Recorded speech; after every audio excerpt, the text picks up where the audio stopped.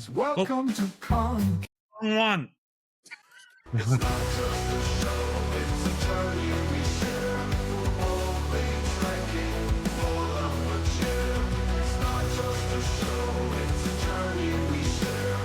We're always trekking full of a cheer. Always trekking full of a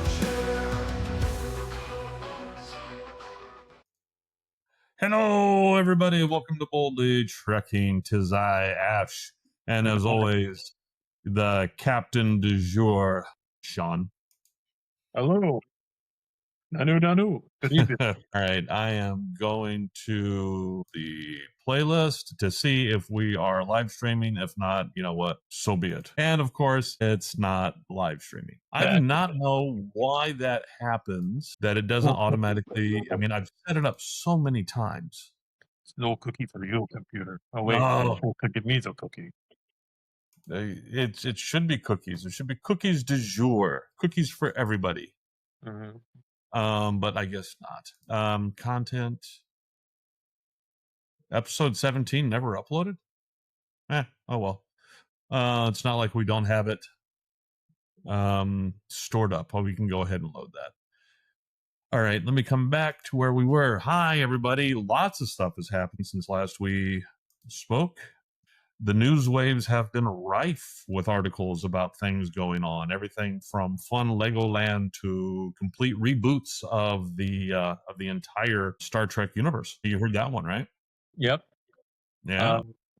Apparently, Skydance Paramount has decided that the Star Trek 4 movie that was in, I guess, the works, kind of, not actually in production yet, but was in being talks of doing, has been officially staked through the heart and killed permanently. So the Abrams verse is effectively capped. I really did not expect anything more out of the Abrams verse after the actor who played Chekhov passed away. I didn't really see that happening. And plus, now it's been too long for them to kick that right off. Now, if they, I think they're missing out because enough time has passed. Mm-hmm. They could have theoretically gone with the Abrams verse, the Kelvin verse refit. Yeah. Well, I mean, that would have been. That's kind of what they were doing anyway, because the ship at the end of the movie on the third one was a brand new Enterprise. And they could have actually just went, hey, the movie adventures that they had in their original cast and crew, we'll make our own version of it. But, oh, wait, we already did comp. So. Well, no, I mean, I think it was too soon for them to do the refit in the Kelvin verse. Yeah, it was. Yeah, but now would have been the perfect timing because it's almost exactly the same. It's almost the 10-year kind of spacing that was occurred on in the original TOS to the refit.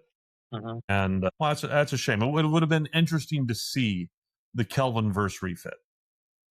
Yeah, it also would have been nice to see if they'd actually, it's one of the things we've talked about before is like, if we could grow it up a little bit more and make a little bit more sense sometimes, some of the stuff, but not really necessarily saying that Abrams' verse was bereft of everything, but just sometimes like having the giant hole in the middle of the saucer so you could have people fall through it was kind of. That was a design choice, definitely. That was definitely a design choice. I'll give you that one. But that was not as abhorrent as the Discovery that did the whole flippy and spinny. And at no point was everybody hanging out on a wall like some kind of freaking amusement park ride. Oh, that would have been more enjoyable than what we got. I think they let a nice thing go away when they didn't try that out. That could have been an interesting. Have Stamets up against the wall. Well, apparently that doesn't occur in all the freaking huge open areas inside the Discovery when they're going on the turbo lift. I mean, I really don't think it was a starship. I think it was a TARDIS. It had to be on a TARDIS because literally there was more negative space in that ship than there was used space. Yeah, it's bigger on the inside than on the outside. I think they slapped a Starfleet banner on it. It was like, it's a Starfleet vessel. Never mind the Time Lord technology all around. Just ignore that. That's kind of like the movie Section 31. If they had not on several occasions said the word Starfleet, that was the only real connection between that movie and Star Trek, was they said Starfleet a couple times. The one thing they did on the sly was the connection to yesterday's Enterprise, because the young Starfleet officer who was the woman was Yeah. Rachel Garrett, who was the captain of the Enterprise C. Hold on. Okay, maybe I gave up on Discovery too soon. How does because this takes place in Section 31 takes place in what time? About 2320. How did the Emperor get back? It's not the Emperor. Rachel Garrett is the captain No. of the Enterprise C. No, I'm talking. Okay, I'm getting where you're coming from. You remember the Emperor was at the Guardian of Forever? Yeah. She jumps through. She ends up in TOS period of timeline in our timeline, and then she just has been going through sequentially living life in the normal continuum. Hold on now. Hold on. So she got booted back to TOS. Yeah. All right. Did they show in other episodes that I haven't seen yet her going through, or are we just saying that happened? That's what they said in the show. That's literally what the Guardian of Forever was saying. She was going to be sent back in time to a time period where the two universes were closer together, which is the whole crossover with Mirror Mirror. Essentially, she'll be able to exist then and be able to continue to live her life and make a difference and contribute to But okay, I get that. All right. But then how far forward was Section 31? Because if it was TOS, that was she was sent to. And then the young Starfleet officers, the captain of yesterday's Enterprise C, she would not have been a young ensign level lieutenant back in TOS. She would have been not even born. Emperor Georgiou ended up at TOS and has been living her life sequentially throughout the period from TOS. Yeah, but she would have been dead by then. No, she's not. I mean, for whatever reason. Obviously, she's not. And obviously, she didn't age at all. I mean, I would want her skincare routine because it's amazing. But no, okay. Once again, whoever wrote it did not pay attention to what was happening in the series, and so and for that reason alone, I'm so ready for the current, the current people in charge of making everything in Star Trek. I'm ready for them to just go away, because they truly do not give a single flying F about anything that has occurred before. They're just going through, picking out what they like, and just throwing it against the wall. And that's how you kill. That's how you kill enthusiasm for anything. Yeah, the thing that was interesting about the Skydance Paramount announcement, from what I understand, was that what is canon to them, this is what they're going with, is that it starts with Enterprise. So everything from Enterprise up to, I believe, Generations. So hold on. So NX-01 Enterprise? Yeah. Okay. So that's what they're picking through is from Archer all the way up to Picard. Okay. So if they're picking through Archer all the way up to Picard, which is fine. All right. But one of the things that I thought that I read, and I could be totally wrong here, one of the things that I thought that I read is that they are not necessarily, I mean, they're starting, with new fresh characters that from the article I read are possibly not going to have anything whatsoever to do with the current well-used cast of characters. Hopefully nobody is going to be related to Spock, is all I'm saying. Hopefully no Spock relations. All right. No brothers, no sisters. What? What about a Sailot? The cat bear thing. Sailot. I don't know what that is. His Vulcan teddy bear. No. Have like a whole bunch of like little adders. Oh, this is Spock's brother's Sailot. Right? I don't care. I don't even want the same breed of tribbles. I want these tribbles to have teeth. All right, that's all I'm saying. So you want carnivorous tribbles. So you're saying you want critters or krites from critters in Star Trek, right? I would more be a fan if tribbles are now related to Fizzgig from the Dark Crystal, Fair and enough. we somehow. I would be happier if we brought in Gelflings. That's all I'm saying, and Podlings. So what I took from the announcement was they were basically going, well, and this is a strongly emphasized thing. It was that they were doing completely away with the destruction of Romulus with the supernova. So that's gone. So the question is whether First Contact will still be considered canon, whether Insurrection will still be considered canon, because those are sort of lead-ons to the whole thing with, Nemesis and the Romulan Insurrection. I won't tell you the name I normally like to call it. It's the one where fairy dust Picard it falls in love with a woman from a planet. They live forever, basically. No. That wasn't Insurrection. Was that Insurrection? That was Insurrection because it's First Contact, Insurrection, Nemesis. Those are the three. Okay, Nemesis is the one I was movies. confusing Insurrection with. Yeah. All right, so First Contact. Uh-huh. All right, First Contact. I would say no. I mean, First Contact still happens, but Mhm. let's not have the cast of Next Gen, dragging their dick through it, and just have it occurred the way it occurred. Let's keep that canon. Well, and I will send a strongly worded letter to them that they must do everything we say right now. And then Don't make me. after First Contact, you have then everything else, Insurrection. I mean, I don't see Insurrection or Nemesis, either of those, being beholden to First Contact. I mean, First Contact, I can see you might say, oh, that still happened, but no, don't worry about that. But everything else from NX-01 all the way up to Next Gen. So they're not gonna put their little tootsies into Next Gen, is what you're saying.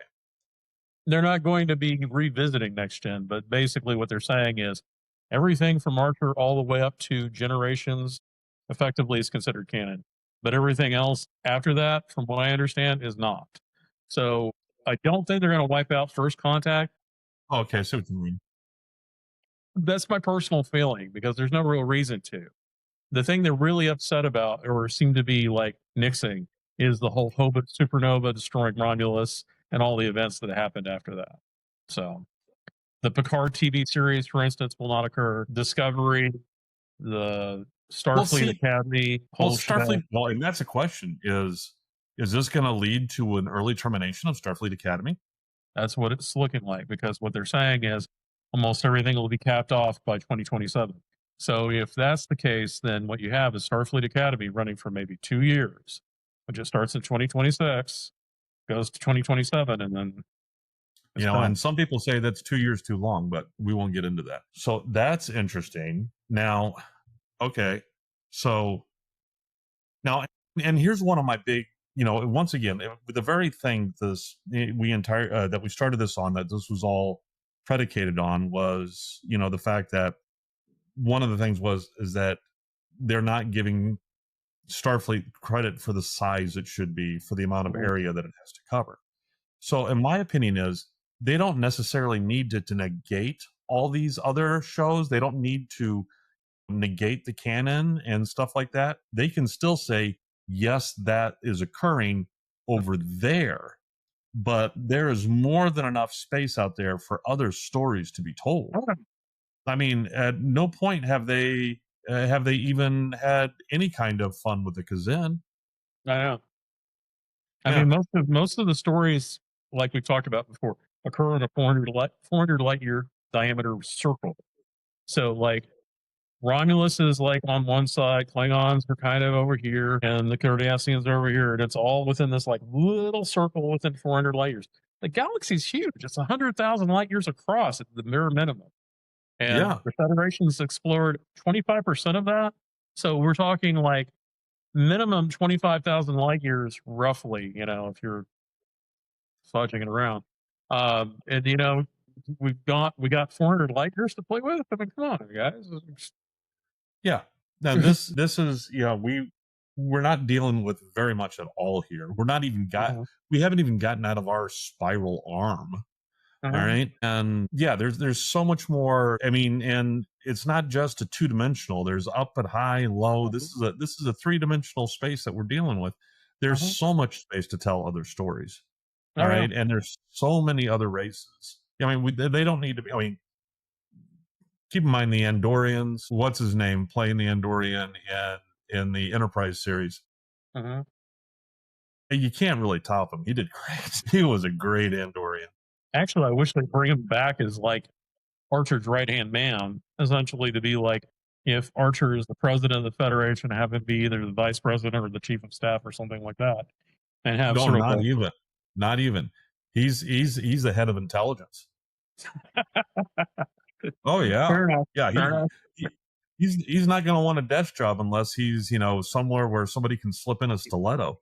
Yeah, In his head. There you go. yeah. No, he's definitely going to be Archer's version of the CIA. Oh, yeah. The first head of Section 31. I was just going to say that, but I really want them to get away from Section 31.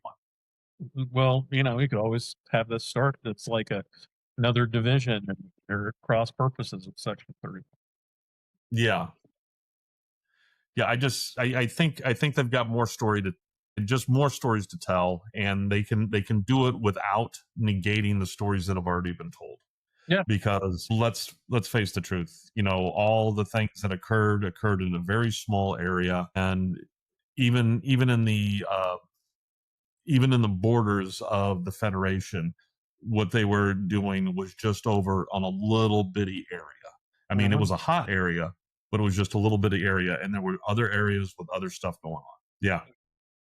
The other problem is they like to focus on stories, and this was the criticism of Next Generation, is that they kind of folded on the idea that the crew were going to be going out and exploring strange new worlds, and going places where Star Trek had never gone before, and then they ended up basically doing all of the same stories in the same milieu or in the same areas and locations. And I actually like to have, just not to poo-poo Discovery, because we could do that all day long if you wanted to. But the problem I really have is you got this quarter of the galaxy you've explored, and then in 1982 when Star Trek Wrath of Khan came out, and even Star Trek 3, some of the authors were like, hey, this time we need to really have some like ships going out of the galaxy and exploring outside of the galaxy. You could have a ship 78 years in the future, leaving the galaxy going someplace else, and have a crew that's completely cut off from the Federation, meeting completely species devoid of any contact from the Federation. I mean, they don't have any connection to the Federation. These, just even setting it inside the galaxy, you don't even have to do that. I mean, you have a whole universe, practically speaking. So it's one of those questions why we have to middle around in the same puddle over and over again. I mean, we've had this discussion before too. Yeah, very much so. No, see, they did that wrong. So we are about 26,000 light years from, so we're about 26,000 light years from the edge of the galaxy. Yeah, we're about equidistant from the core and from the edge. And then we're about mid-center of the disk, because our S-wave position is right in the middle. So we're about 500 from the top, 500 from the bottom of the disk that we're in. All right, so let's run some numbers really quick, because here's my, as you were saying, they were talking about, so many years in the future, they could be, getting towards the edge, sending things outside of the galaxy. I don't even think they would have reached the edge of the galaxy yet. I mean, regardless of what happened in several episodes where it's like, oh, look, we're pushing it. No, you weren't. You weren't even freaking close. All right. I don't know. Maybe you were going high or low. I don't know. But you definitely weren't going lengthwise to the edge of the galaxy. That wasn't happening.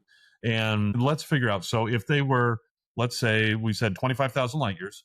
I mean, okay, in the first episode, Mission at Farpoint, how far away did he say that the edge of the Federation was? the distance of the Federation. Well, they give the location of the encounter at one point at Deneb 5. So if we're talking about the star Deneb, you could look up how far away Deneb is. It doesn't actually give how big exactly the Federation is in Encounter at Farpoint. It just says that Deneb 5 is the gateway to the rest of the unexplored galaxy. Okay, to say Picard describes the Federation is made up over 150 planets spread across 8,000 light years. So if we say equal distance each side, so that's 4,000 one way, 4,000 the other way. So that means you're still 21,000 light years.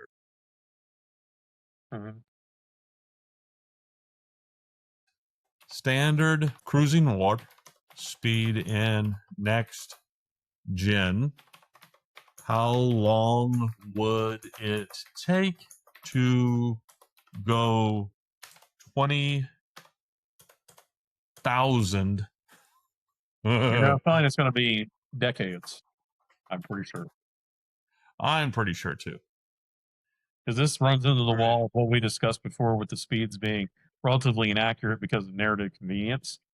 So, like when they discuss when the Enterprise encounters the Gorn, for instance, in Arena, they basically are going so far off the map they don't even have any charts for it, and they just have like names for the stars, and it's like they're like they're talking about like moving, like going 400 parsecs or something. So 400 parsecs, a parsec is 20 light years. So you've already had the crew go 800 light years in one episode. So the ships, don't have like a relatively consistent speed. That was just if we go off of the canon warp speed scales, all right. Right now they're saying it's saying it would have taken 10 to 20 years to travel that 20,000 light years at Voyager speeds. At Voyager warp 7 to 8, it would have taken 10 years. At lower warp 5 would have taken approximately 28 years to travel the same distance.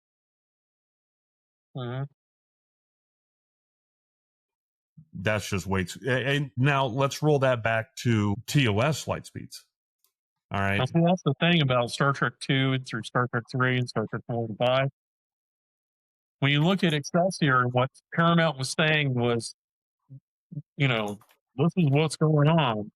The published works for the Enterprise, which were considered canon at the time, Enterprise was able to hit Warp 8 as a cruising speed, Warp 12 for its top speed. Excelsior was able to do Warp 12 as its cruising speed, and Warp 14 for its top speed. That was the whole transwarp stuff. All right. But that was on the old scale. All right. Now, on the old scale, the TOS scale, Warp 6 is considered the cruising speed for the Constitution. The original Connie. All right. It would have been, let me see, that would have been, what did it say here? 60 years. It would have taken 92.6 years for them to go from Farpoint to the edge of the galaxy. All right. But at emergency speed of Warp 8, which it couldn't do for very long, that still would have taken 40 years. I remember when I left home, I was a young man. Yeah. And you know what the worst part is? They would have showed up there and Kim would still have been an ensign. And anyway. I'm like, I never get promoted. I get killed a lot, but I never get promoted. Half the crew could die off and he'd still be an ensign. Yeah. He'd be the most underrated, most skilled ensign ever in Starfleet. What jobs have you had? What jobs have I not had?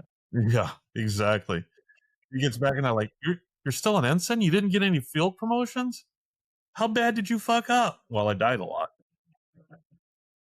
If there was an airlock to go out and I didn't have a spacesuit on, I was there. Yeah. I was definitely checking for leaks from the outside. It's just, they're just not taking into account the size and scope of everything there. And that is just a linear line. That's not including the amount of space that increases on the, what is it, the cube root rule or whatever the hell it is, that it just, the exponentially increases, and there's just more and more stars in there. I mean, okay, so let's say that's a good question. At 8,000 light year wide, it says we have 150 planets. That's what he said in the Federation is 150 planets. That's planets that have joined the Federation. How many planets decided not to join the Federation is a question. All right, because the Federation isn't going to make people join, even though they fall within their sphere of influence. So I'd say there's at least a good 400 civilizations that haven't joined, but that's based upon an estimate of mine. Take it or leave it. I won't be hurt if you don't. within I want 4,000. I am asking the question: how many possible planets are there within a 4,000 light year radius of Earth? Exact numbers are impossible, but certain statistical estimates suggest there are likely tens of millions, possibly hundreds of millions of planets within 4,000 light years of Earth. That's a whole lot. There are approximately 10 million stars within a 1,000 light year radius of Earth. Here's the one thing you need to keep in mind, and this is kind of the whole problem with Star Trek, as we've discussed before. The whole Earth is like, there's like lots of Earths, but getting back to realism and whatnot, 80% of the stars in the galaxy are little red dwarf stars. The majority of them are not going to be able to have some habitable planets because the sun belches out huge cosmic. I would like to contend that you are prejudiced towards our form of life. Fair enough. But if we're talking about species of there the are week, not enough planets that could sustain us. Right. We're talking species of the week, which are mainly going to be humanoid, because you and I both. We're talking about species that we could possibly imitate with enough makeup. So that's the that's the criteria. Is it has to be somebody that Paramount come up with in the makeup room. Well, they could also get the lasagna monster and, get it could be like a large corn cob. It could have a corn cob monster. It could be a salt vampire. There's always room for corn. Be the little rock thing that Spock did the mind meld with. Yeah, that's the lasagna monster. That's exactly what I was talking about. Because lasagna, I would call that more of a spicy moss. I'm serious. If you want to look it up, the Horta was originally a prop for a commercial. It was lasagna in a commercial. And they just modified it and added stuff to it. So it was originally a prop for a commercial, and they bought it for cheap. That's weird. That's why it looks like it has meatballs in it. I figured, that was I wasn't going to ask because, I respect its privacy. That's whatever it wanted to be. You could look however you want, but just remember, you only burn the tunnels this way. Yeah. It's the only lasagna that will burn your mouth from the outside. All it's left is his teeth. That's it. He ate that lasagna. It ate him. And it was all over after that. So here's the question. Should we, is there a way to start, because right now they're basically at the very beginning of putting things together and deciding what they're doing. Now is the time to have the letter writing campaign or the online poll campaign to tell them what we would like to see. Yeah. All right. And how do we get that information to them? I'm tasking you. What are you going to do? Well, first thing we ought to do is write up a letter that basically explains the position, like Gene Roddenberry did. He talked to Rand Corporation, and he asked them, what we're looking at for what they knew at the time about stars and where things were. And he wanted to create a vehicle, which became Star Trek as a TV story venue. And basically explain, hey, you live in a disk that's 100,000 light years across, about 25,000 light years from the core we're orbiting, and about, give or take, about 10,000 light years towards the core. That's a no-go zone. There's nothing there that you can really live at, because most of the planets, as they get towards the core of the galaxy, are going to be what are called carboniferous. They're going to be mostly just carbon shells with diamond, and they'll have like ozone atmospheres with smog and petroleum on the surface. Great for mining and doing stuff like that. And maybe you can have some weird life forms there. Just the sheer level of radiation as you get closer and closer Yeah, to the it's not core going to be a is pleasant makes place it, to live. not good for our paramount makeup kind of life. Right. Yeah, we And yeah. then more than 10,000 light years the other direction, going diskward or whatever, edgeward, essentially you start running out of planets that'll have enough heavy metal content to actually have worlds like we live on. Because essentially the problem is the stars out that way don't have enough what is called metallity. Can't talk today. They don't have enough, they don't have enough heavy elements in them. So as a result, I beg to differ. The way a star works, those heavy elements are a matter of the fusion that's going on within the star. The star starts off as just straight helium. All mhm, right. Hydrogen, excuse me, starts off as just straight hydrogen. And as it burns that hydrogen and combines it, all right, through fission, as it more and more and more, it's basically combining and creating higher and higher level, atoms. And then until it goes supernova and blows it all out there, and that goes out to the start. So the basis of whether or not there's enough, heavy elements out there is a product of the stars themselves, not necessarily whether or not the supermassive black hole at the center is sucking in the greater mass and the lighter mass is going out. I don't think that is as much. I mean, I don't think, I mean, granted, it might have some effect on, you know, free, but I'm just saying no. That's what I'm saying. well, I can I'm just encapsulate. basing it off of what I've read about what they call the galactic Goldilocks zone. Because the thing about the disk in the areas we live in, for instance, there's been enough supernovas that have gone off and seeded enough of the gas clouds with enough heavy metals that you can have, you know, silicon, iron, magnesium, phosphorus, oxygen, nitrogen. You can have all these elements. We have to have phosphorus. We have to have nitrogen. We have to have oxygen. We have to have carbon. We have to have iron. I mean, we wouldn't exist I if we agree didn't have with iron. that. But all of this comes from the stars. All right. Huh? And the stars, all the stars start off as just straight hydrogen. Mhm. All right. And uh I just think I think somebody is in my, and I'm looking at it right now. It'll take me more time to read it, and I could be totally wrong. Which, ask my wife, happens all the time. But Happens to me I too. think that somebody is just projecting a solar system Goldilocks zone where it comes from, and that comes solely Mhm. from whether or not how close it is to the sun, so you could have liquid water. All right, that's all that Goldilocks zone is.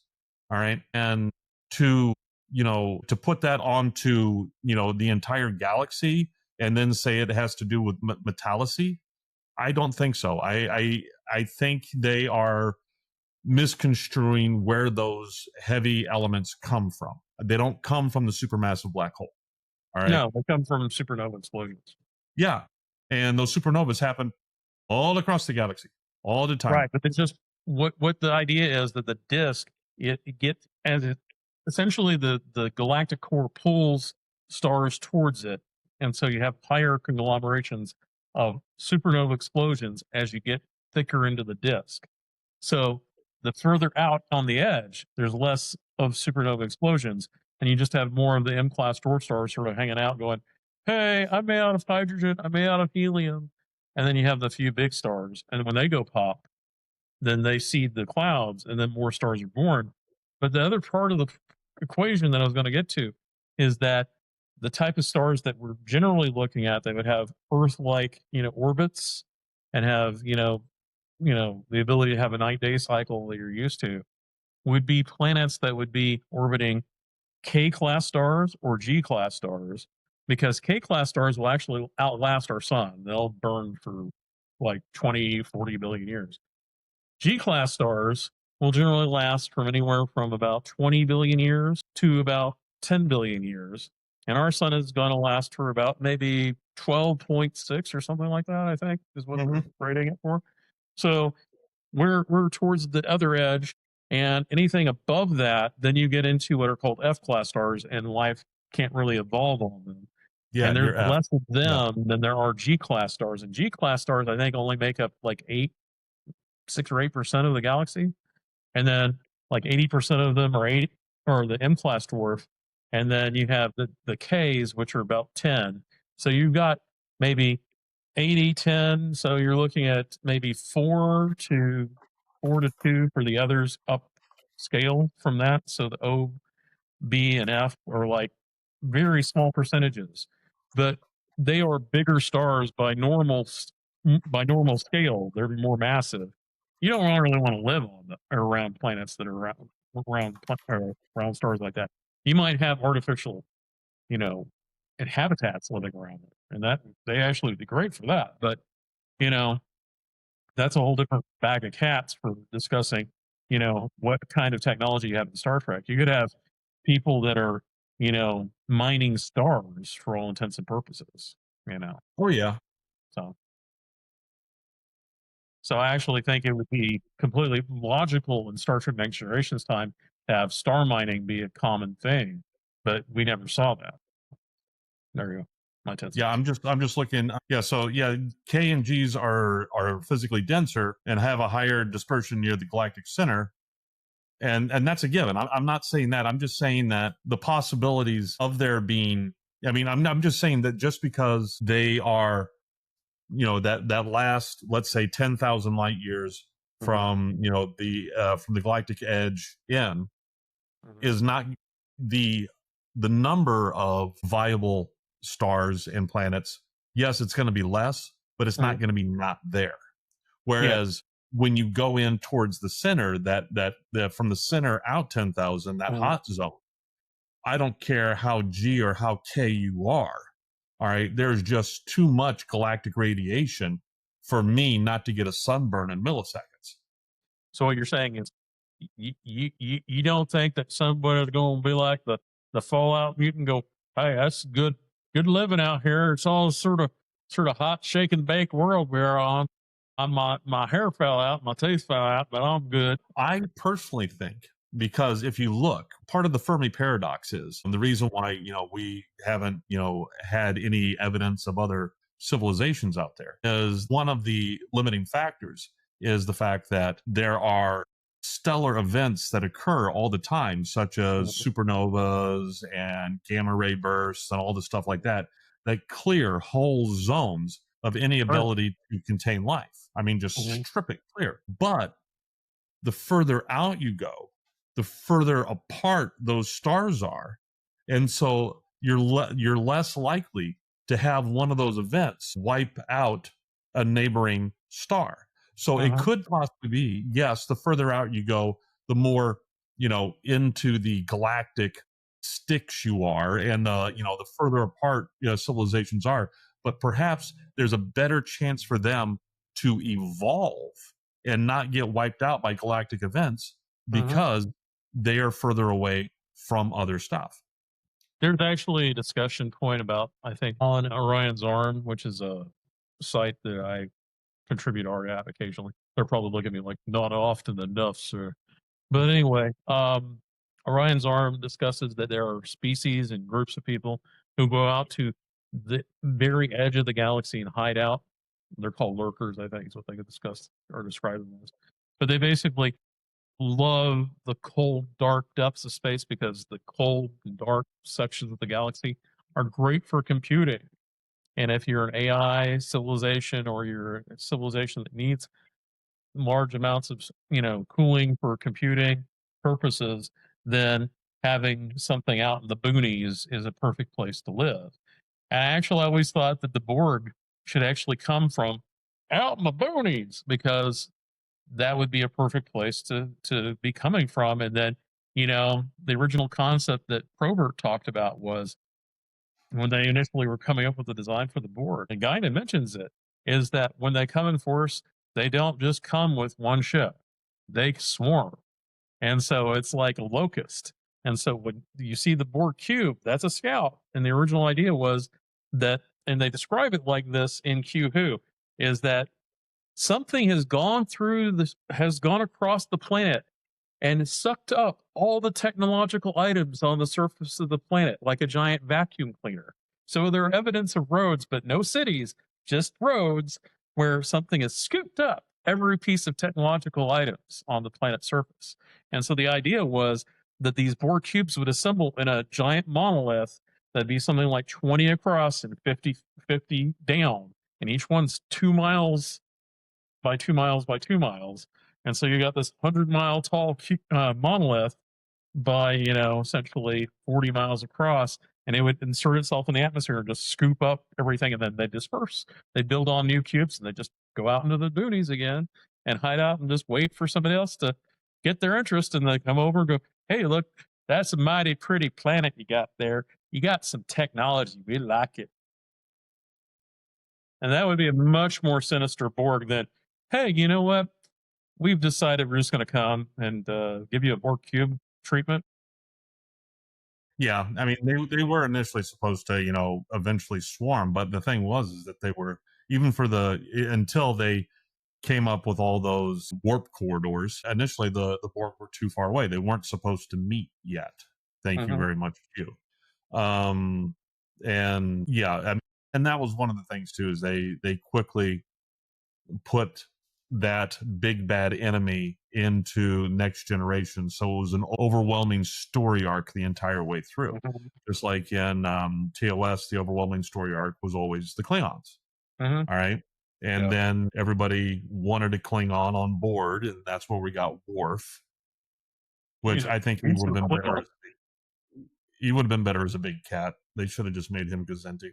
I think it would have been funny personally with Worf and Michael Dorn. If you're listening to this, don't take offense, but I think it would have been hilarious if they had him as a Klingon Marine, be like, be from the United States Marines, even though it'd be non sequitur, but it'd be like, have him talk like, hey, I grew up in the United States of America where I was taught proper English and have some, And see, that's the thing, is he really should have been speaking with a Russian accent. yeah, he really should have. Yeah. So It would have made so much more sense, but, yeah, you know, I, but it would have been although hilarious to that, have, it would have been yeah, I mean, hilarious to have a jarhead Marine Klingon who's completely non sequitur. You see this Klingon walk on board, and suddenly he's a Southern guy going, "What? What's wrong with you?" it would have been great if instead of being raised in, in Russia or wherever, in order to keep the American accent, but go ahead and wild it up, have him be raised in Louisiana swamps. Yeah, All right. he likes Cajun cooking. He likes Yeah. his dog. He likes his dog crawling in the spices, man. What's Yeah. wrong Yeah. with that? It was a crawdad farm, and they had a whole section that they started raising gawk worms. Yeah. Yeah. That's what it was. Yeah. I'd be totally down for that. I would be down for that. But It what's would. done is done, and they're not going to change Worf, which is fine. I'm happy they're not going to change But Worf. that's where we're coming back at. That's where we're coming back to, is now is the point that we could tell them, no, we want spicy Louisiana Klingons. All right. Well, I think that would be great. I actually would enjoy mixing it up. I'd also really like them to do more. I would like the, because Star Trek was based on 1960s concepts of science fiction. Okay. Yeah. So, I mean, we've moved on from there. I mean, we've had, more than 60 years of time since then. So, science fiction's moved on and our understanding of science has moved on. So Mhm. I think that, really, relatively speaking, we don't need to do sizes and we don't need to blow the ship up to ginormous proportions. We don't need a ship that's 55 miles long.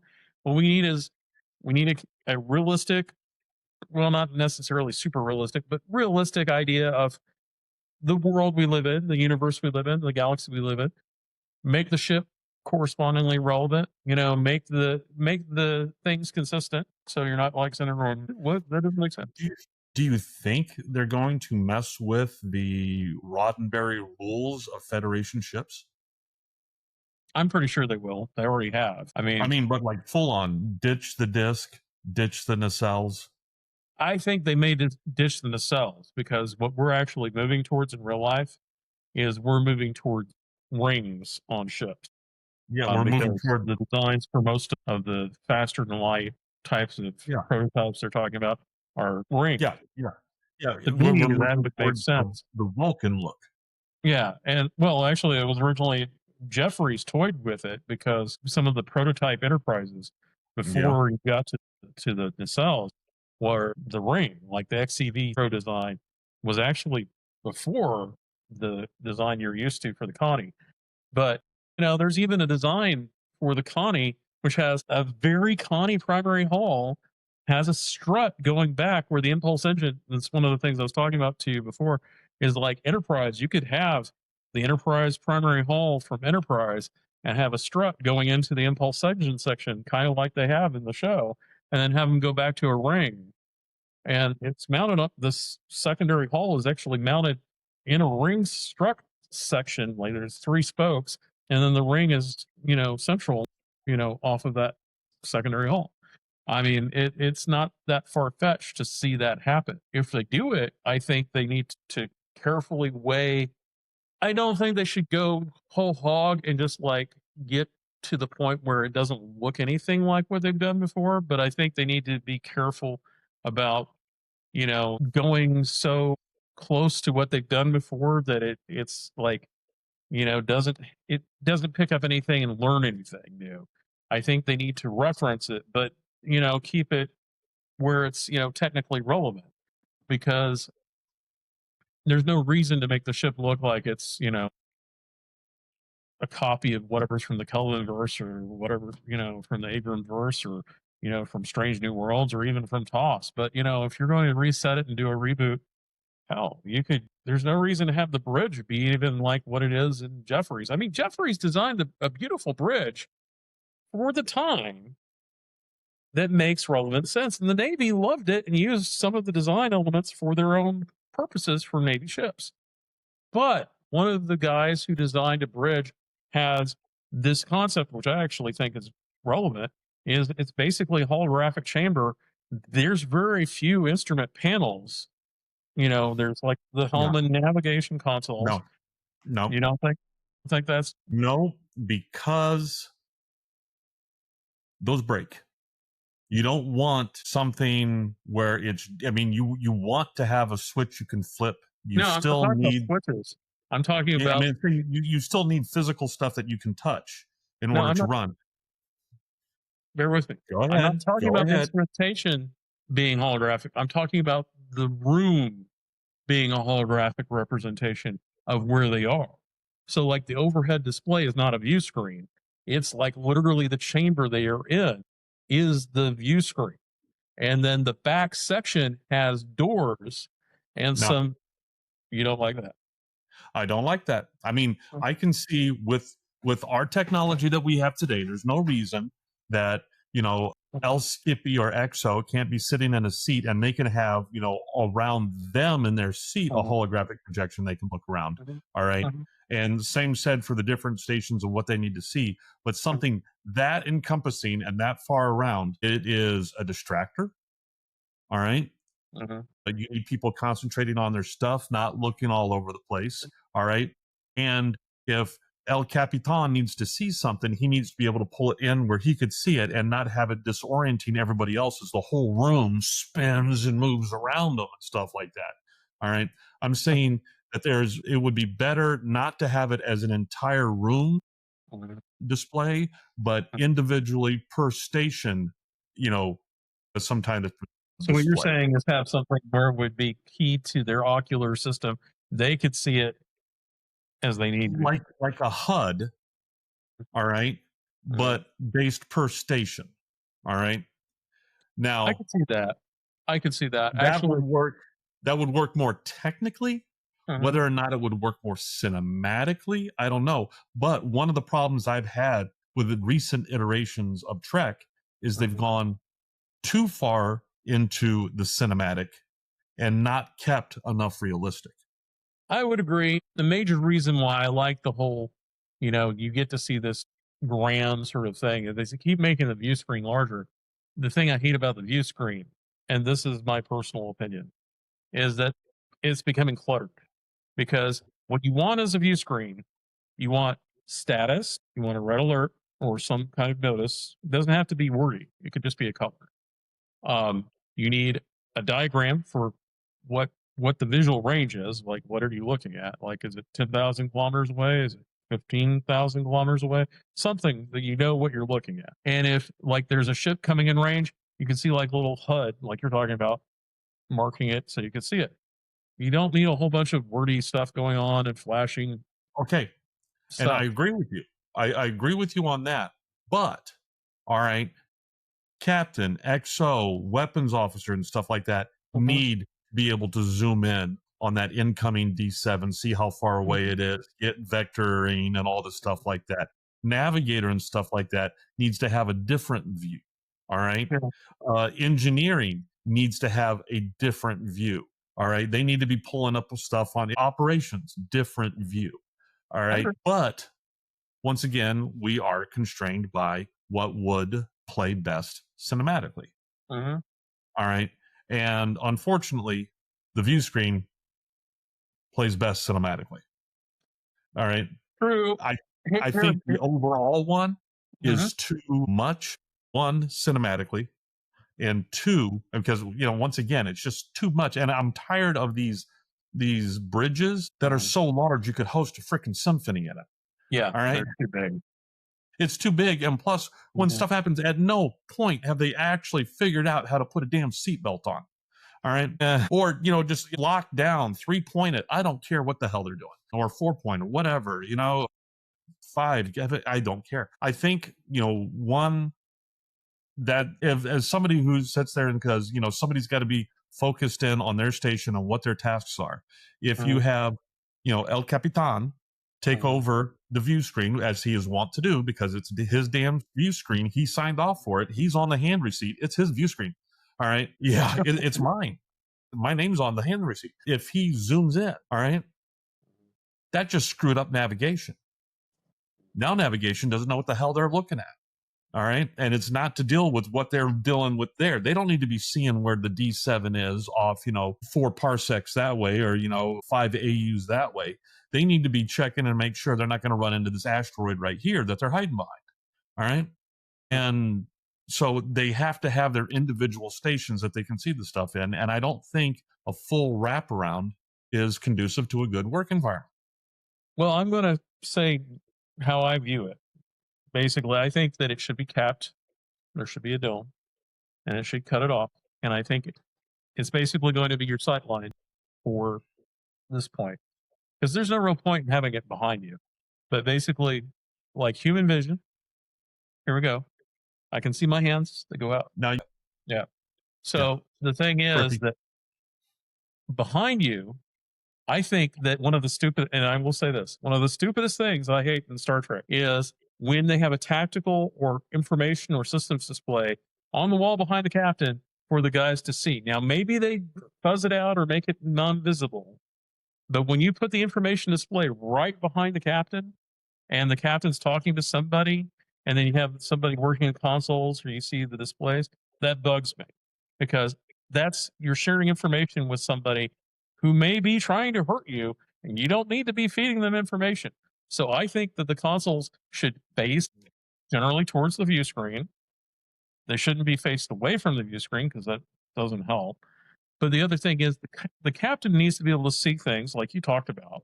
So I think one of the things that actually you hit upon that I actually really liked in a movie that was from early 2000s was Matrix Revolutions. They had a VR world where people were operating consoles and seeing stuff and they saw it, but the people around them didn't. So they were Now, sitting there doing their things, but they were in their own VR space and being able to do stuff. Now, I see your point about not, when the captain's talking to enemy mine, you don't want, people's screens popping up. Yeah, but, all right, but 2 things. 1, all right, it shouldn't be a wide enough shot you can see what's on those screens anyway. It should be right on El Capitan. But 2, that is artifact of a storytelling where Mhm. you want the two and the 2 antagonists to be able to have a conversation, all Mhm. right, and have that conversation in visual so you can have that storytelling with the visual. If you look at the other major sci-fi franchise, All right. Star Wars, Mhm. they don't talk to each other. No, except for, like little holographic thing. Yeah, little holograph right there. That they don't talk to each other. They don't worry about that. I mean, if it's anything, it's just send them a message or da da da da, or there's such and such wants to, but it's never like a full on, oh, Right.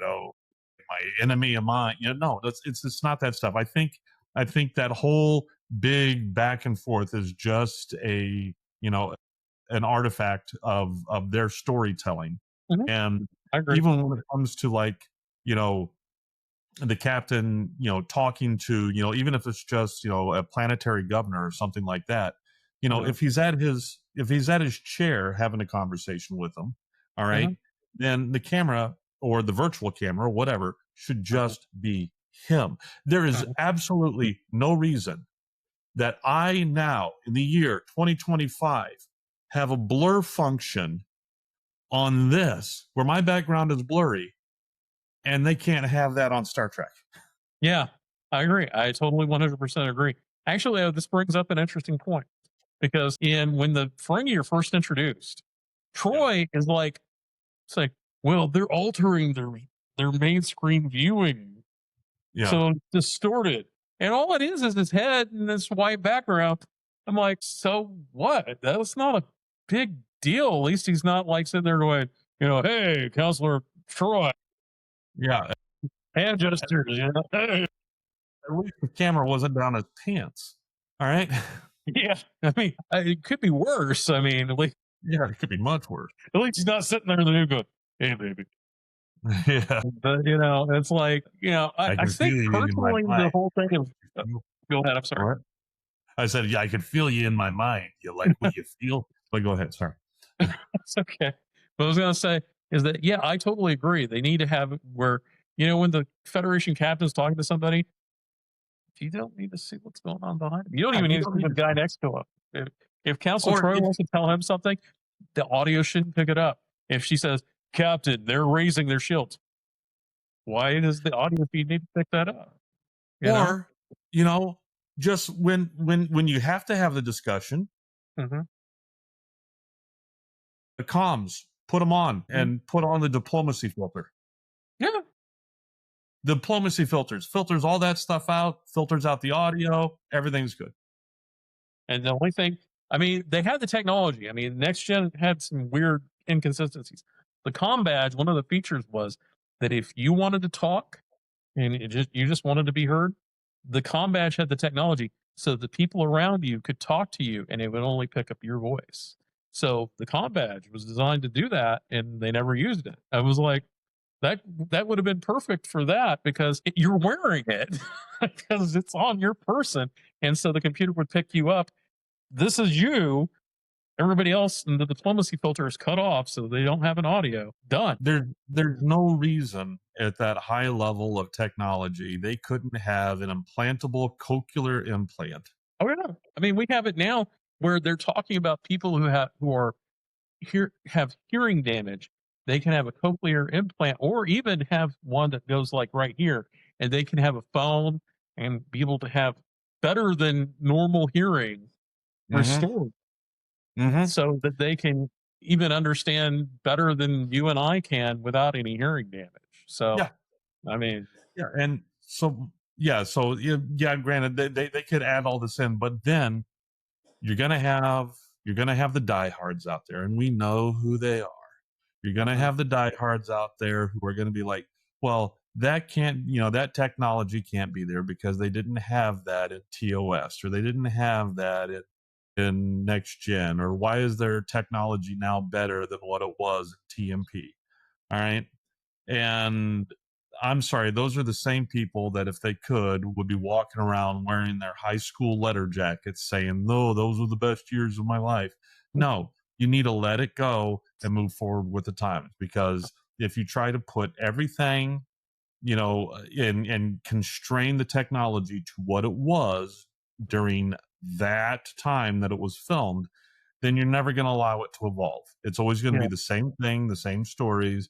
And then as we become better, than what was available in TOS, just technology wise. When it comes to comms and computer technology and all that stuff like that, we're already further along than they ever thought they would be, with TOS.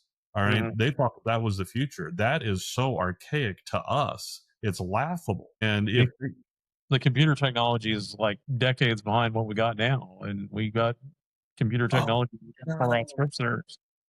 Oh no, I just had a revelation what their storylines are going to be. It's all going to be anti-AI. It's all going to be AI storylines. That's the big thing now is AI. It's all going to be AI storylines. I bet there's three. I actually bet there's three. What? Multiverse, AI, and aliens that we don't understand or don't know how to cope with. Those are the three storylines I think they'll really stick to. Because a lot of our science fiction basically runs along those same parallels. Because, like, what was it? The one with the aliens that. After you finish this thought, we need to tie up because I just got a heads up that your battery just dropped below 20%. That's weird because I have it plugged in. But yeah, it's plugged in, but it's showing it. Yeah, you're right. It's 15. That's weird. All right, so finish your thought and let's tie this up. So there were aliens from a film where they really didn't have a good communication method. They basically communicated glyphs. And humans, currently, we are this way, whether people like it or not. We don't understand something, we get scared, we try to, try and control ourselves, but often we start going, hey, you do something, we're going to hurt you. We will hurt you, we will kill you, or whatever. So we need to come from a position of, in science fiction, we're coming out into the universe, we're coming out in the galaxy. I think that they need to understand that in science fiction, you learn how to address or understand the universe based upon the steps you take, just like as a human being. You don't learn how to run before you crawl and before you walk.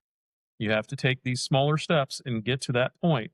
And I think part of the problem in science fiction these days is we're too much ready for explosions and flash and bang and stuff of that sort. But I think the three storylines they're going to go for are AI is dangerous, multiversal stuff, and look, dangerous aliens. I pretty much can guarantee. I see the AI coming. I hope they go more for the aliens. And I really hope they stay away from the multiverse. Multiverse is just getting so overused. Mm-hmm. They have overused it ever since TOS with the Mirrorverse. Mm-hmm. I mean, they've been doing multiverse since the Mirrorverse. And it's now 60 years of multiverse. Yeah. Well, the major problem is they haven't come up with anything new because this is the whole thing I've discussed before. The universe is a lotus. You have this one little thread you're doing, but it's all the way around. It's not just one thing. It's leaves and leaves and leaves of books. You're traveling. I know. I'm centering myself back up. Am I not centered? You're centered now. Yeah, that's what I was trying to do is center myself. Okay. Right. So I'll just say it this way. I think that there is enough room for genuine new storytelling. They need to go ahead and look at S.M. Sterling and some of the other major science fiction authors that are out there right now and go, hey, we'd like you to give us some ideas for stories that are not boom, boom, multiverse, or this. Tell us a story, write us a story, because a lot of the stories from TOS were written by science fiction authors at the time. Time to grow a new crop, man. Mm-hmm. Harvest. It's time to pick it up. Yeah, and there's plenty of them out there that can do it. Yeah. There's plenty of good authors out there that write some good sci-fi. And yeah. But anyways, let's go ahead and tie this up. All right. Well, this has been our podcast for this evening. My name is Sean, and his name has been App. Hey, what's up? All right, and we will talk to you guys another time. All right. All right. Bye-byes. Bye.